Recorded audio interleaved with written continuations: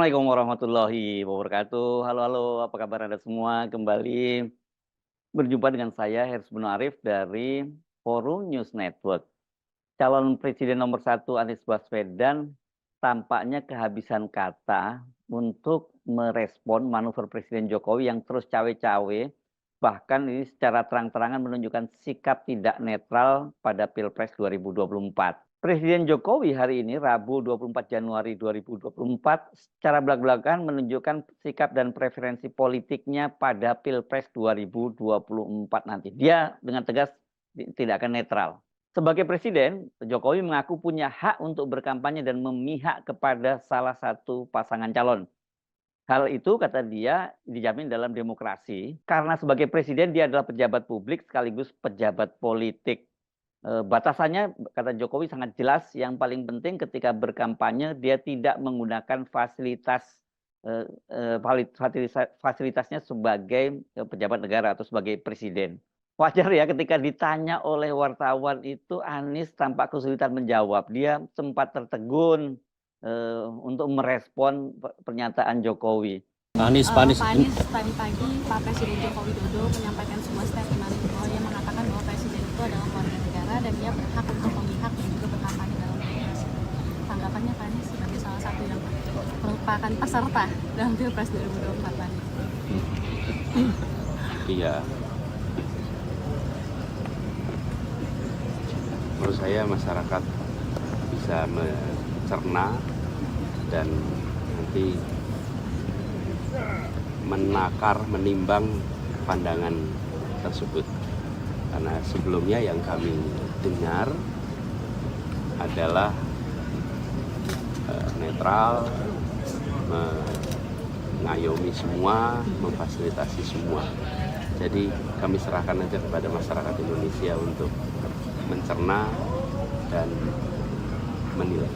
Soal netralitas para penyelenggara ini, khususnya presiden itu, kan sudah pernah disampaikan langsung oleh Anies ketika dia bertemu dengan Presiden Jokowi pada waktu itu tanggal 30 November 2023.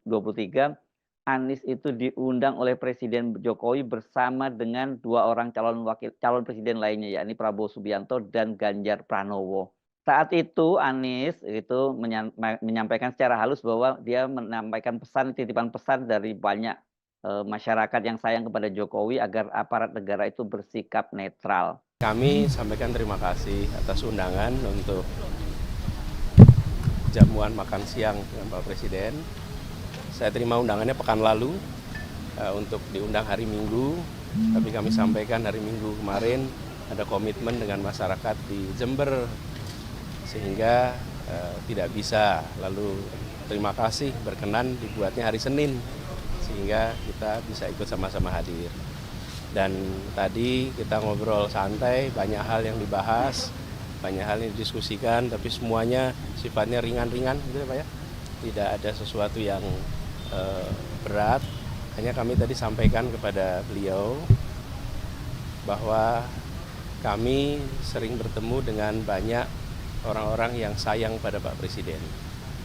Dan mereka-mereka yang sayang ini menitipkan pesan untuk Bapak Presiden bisa menjaga netralitas dan menegaskan kepada seluruh aparat untuk menjaga netralitas di dalam Pilpres pemilu.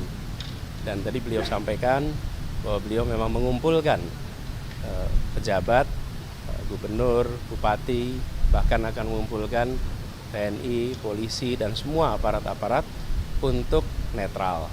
Dan kami melihat itu adalah pesan penting yang bisa membuat Pilpres kita besok berjalan dengan aman, damai, karena seluruh unsur penyelenggara menunjukkan sikap yang netral, yang profesional. Jadi itu salah satu yang kami sampaikan kepada beliau, dan beliau merespon positif, baik, sehingga diskusi kita juga tadi lancar. Ya. Setelah itu 2 hari berselang, Presiden Jokowi itu mengaku sudah menginstruksikan kepada seluruh aparatur negara dan aparat penegak hukum termasuk TNI untuk netral. Pernyataan itu disampaikan oleh Presiden Jokowi merespon diturunkannya baliho Ganjar di Bali saat Presiden berkunjung ke sana. Ini perlu saya sampaikan bahwa pemerintah daerah, pemerintah provinsi, pemerintah kabupaten, pemerintah kota, pemerintah pusat, semua harus netral. ASN semua harus netral, TNI semua harus netral, Polri semua harus netral. Oleh sebab itu, pemindahan beberapa atribut partai-partai itu mestinya pemerintah, kabupaten dan kota, serta provinsi minta izin kepada pengurus partai di daerah. Berkomunikasi dengan pengurus partai di daerah. Jangan sampai nanti terjadi miskomunikasi dan menjadikan semuanya tidak baik.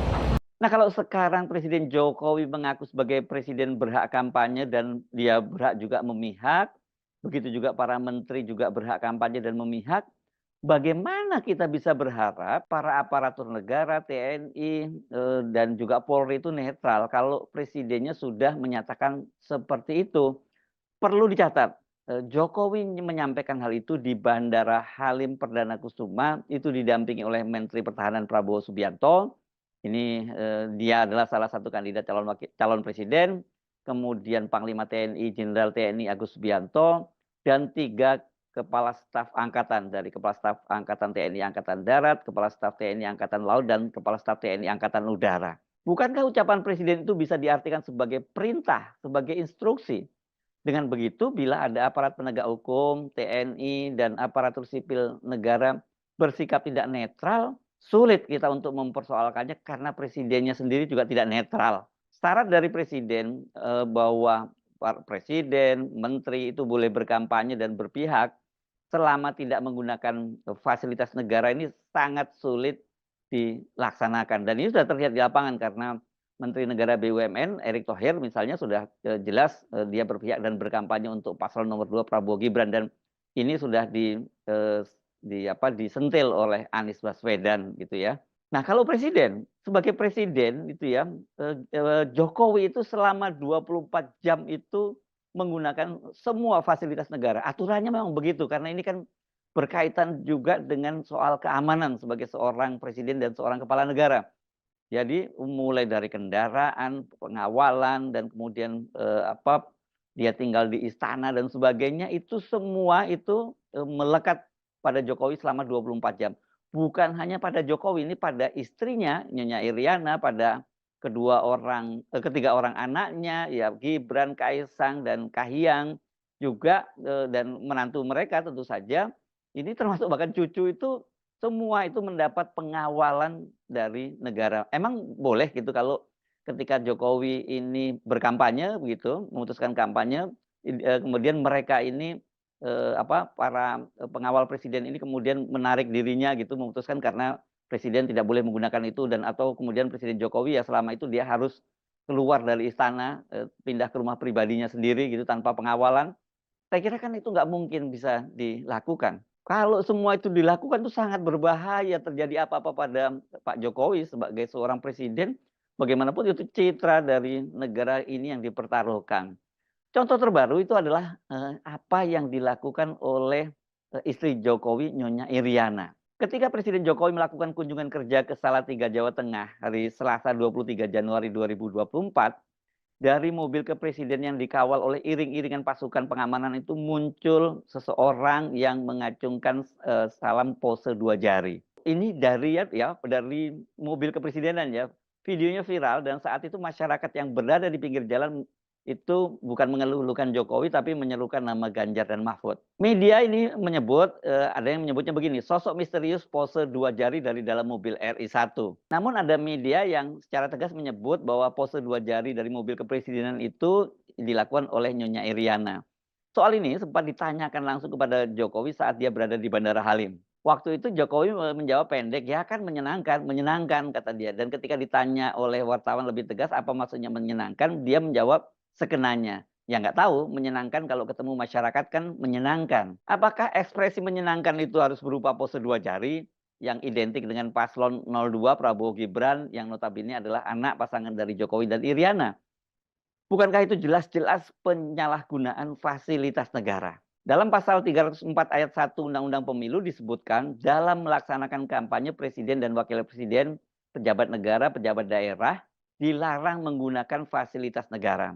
Fasilitas negara yang dimaksud itu berupa sarana mobilitas seperti kendaraan dinas pejabat negara, kendaraan dinas pegawai, serta alat transportasi dinas lainnya.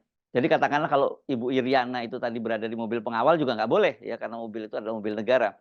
Kemudian gedung kantor, rumah dinas, rumah jabatan, milik pemerintah provinsi, milik pemerintah kabupaten kota, kecuali daerah terpencil yang pelaksananya harus dilakukan dengan memperhatikan prinsip keadilan.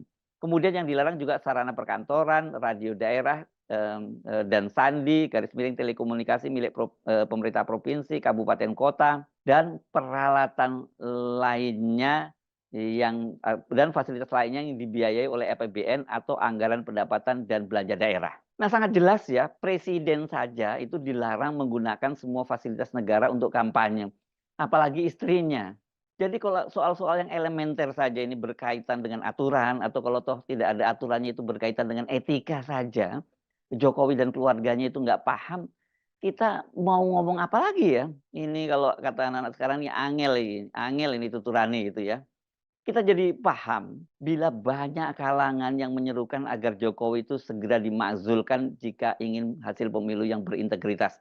Karena kalau kemudian kita mendorong presiden untuk cuti selama pemilu itu dan melepaskan seluruh fasilitas dan juga segala macam dukungan dia sebagai seorang presiden, fasilitas pendukung sebagai presiden, saya kira ini sulit untuk terlaksana. Saya Haris Munarif dari Forum News Network. Sampai jumpa lagi. Wassalamualaikum warahmatullahi wabarakatuh.